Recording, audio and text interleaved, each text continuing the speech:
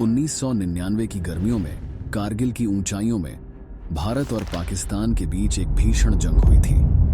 कारगिल का युद्ध Indian armed forces के करेज, डिटर्मिनेशन और इंडोमिटेबल स्पिरिट का टेस्ट था।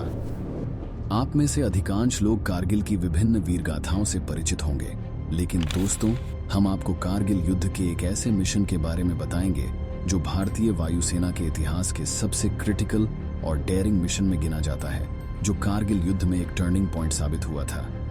लेकिन इस मिशन के बारे में पब्लिक डोमेन में उतनी चर्चा नहीं हुई जितनी ये मिशन डिजर्व करता था। ये मिशन था मुंथो ढालों में दुश्मनों के कैंप पर बॉम्बिंग करने का।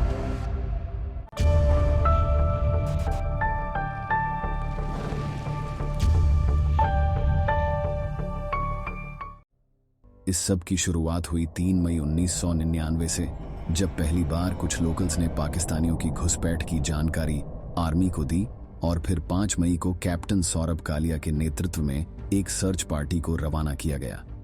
लेकिन कैप्टन सौरभ कालिया की अगुवाई में निकली सर्च पार्टी को दुश्मनों ने कैप्चर कर लिया, और फिर कुछ दिनों बाद उनका शव क्षत विक्षत हालत में भारतीय सेना को सौंपा गया। कैप्टन कालिया और उनकी टीम के साथ जो बर्बरता की गई, वो अपने आप में एक पैशाचिक कृत्य था। इस घटना के साथ ही यह खबर आर्मी के साथ साथ अन्य फोर्सेस में भी फैलना शुरू हो गई थी कि कारगिल में स्थिति सामान्य नहीं है। तत्कालीन chief of air staff, air chief marshal A.Y. टिप्निस ने अपने एक आर्टिकल के जरिए ये बताया है कि 9 या 10 मई 1999 की बात है, जब IAF vice chief air marshal Ben Brar ने उन्हें ऑफिस में चाय पीते हुए बताया कि कारगिल सेक्टर में सब कुछ सामान्य न होने की खबरें आ रही हैं। इस पर CS टिप्निस ने पूछा कि क्या वेस्टर्न एयर कमांड के air officer, commanding in chief या vice chief of army staff की ओर से कोई अपडेट है। चूंकि तत्कालीन army chief general VP Malik तब फॉरेन टूर पर थे, इसलिए vice chief lieutenant general Chandrashekhar ही आर्मी को हेड कर रहे थे। एयर मार्शल ब्रार ने वेस्टर्न एयर कमांड के AOC इन C से जब इस विषय में जानकारी ली, तो उन्होंने स्थिति के सामान्य होने की बात कही। लेकिन इसके ठीक अगले दिन एयर मार्शल ब्रार ने army vice chief lieutenant general Chandrashekhar से इस विषय में बात की, तो उन्होंने बताया कि कुछ घुसपैठिए हैं जिनसे आर्मी निपट रही है। यहां पर यह बताना आवश्यक होगा कि कारगिल युद्ध कोई डिक्लेयर्ड वॉर नहीं था। पाकिस्तानी आर्मी ने अपनी नॉर्दर्न लाइट इन्फेंट्री के ही जवान और मुजाहिदों को भेजकर इंडियन आर्मी के वेकेटेड पोस्ट्स पर कब्जा कर लिया था, लेकिन वे इसे काफी देर तक ऑफिशियली डिनाई करते रहे। ऑफिशियली डिक्लेयर्ड वॉर न होने की वजह से शुरुआती दिनों में आर्म्ड फोर्सेस को भी वास्तविक स्थिति को लेकर संशय बना रहता था। बहरहाल 11 मई 1999 को आर्मी वाइस चीफ ने IAF चीफ टिप्निस को फोन करके Mi-17 हेलीकॉप्टर से फायर सपोर्ट की मांग की। IAF चीफ टिप्निस ने आर्मी वाइस चीफ को समझाया कि Mi-17s इस ऊंचाई पर पाकिस्तानी स्टिंगर मिसाइल्स के लिए एक आसान टारगेट बन सकते हैं, और इसके अतिरिक्त यह in house services headquarters decision नहीं है, बल्कि इसके लिए सरकार से ऑथोराइजेशन लेना होगा। लेकिन फिर CAS टिप्निस ने 15 मई को army vice chief, assistant chief of air staff operations और assistant chief of air staff intelligence के साथ बैठक ली, जिसमें यह तय किया गया कि रिकॉनेसेंस मिशन स्टार्ट किए जाएंगे, और साथ ही श्रीनगर में तैनात Mi-17 फ्लीट की हाई एल्टीट्यूड फायर प्रैक्टिस भी शुरू कर दी गई।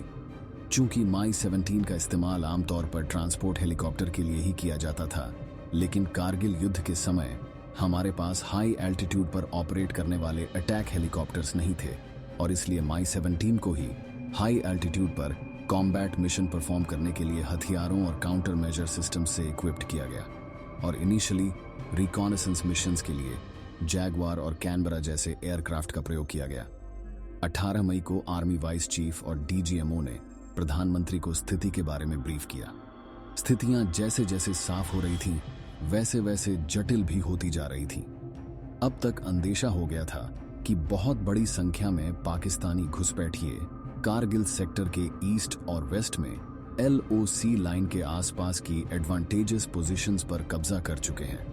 इसी बीच 21 मई को रिकनेसेंस मिशन के दौरान भारतीय वायुसेना की 106 स्क्वाड्रन के कैनबरा PR-57 एयरक्राफ्ट को दुश्मनों ने Chinese made Anza infrared surface to air missile से हिट कर दिया था, और मिसाइल एयरक्राफ्ट के राइट साइड के इंजन पर लगी थी।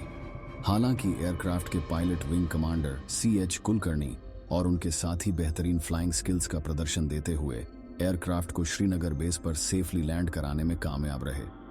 इसके कुछ दिनों बाद रिकॉनेसेंस मिशंस के लिए MiG-25 फॉक्सबैट को तैनात किया गया। इसके इक्विपमेंट्स को इस तरह से मॉडिफाई किया गया कि वह सेफ हाइट से इंटेलिजेंस कलेक्ट कर सके। इस घटना के बाद 25 मई को हुई CCS की बैठक में प्रधानमंत्री अटल बिहारी वाजपेयी जी ने एयरफोर्स के अटैक ऑपरेशन को हरी झंडी दे दी, पर इस शर्त के साथ कि किन्हीं भी परिस्थितियों में LOC को पार नहीं करना है।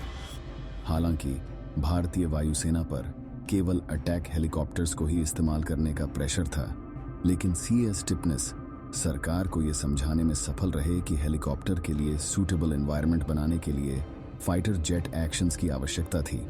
और यह पहली बार था जब भारतीय वायुसेना हाई एल्टीट्यूड पर कॉम्बैट मिशंस को परफॉर्म करने वाली थी।